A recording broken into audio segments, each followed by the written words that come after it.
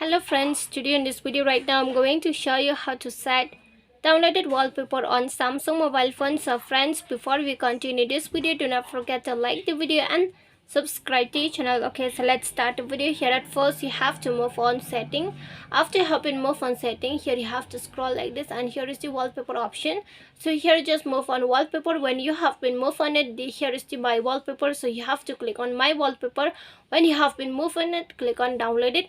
So here is the many downloaded wallpapers that you want to set. Okay, you can set from here the downloaded wallpaper. If you want to set, suppose I select this wallpaper, okay, mini.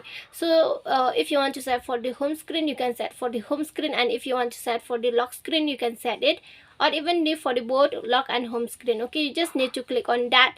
Suppose you want to set for the lock screen, so I click on lock screen.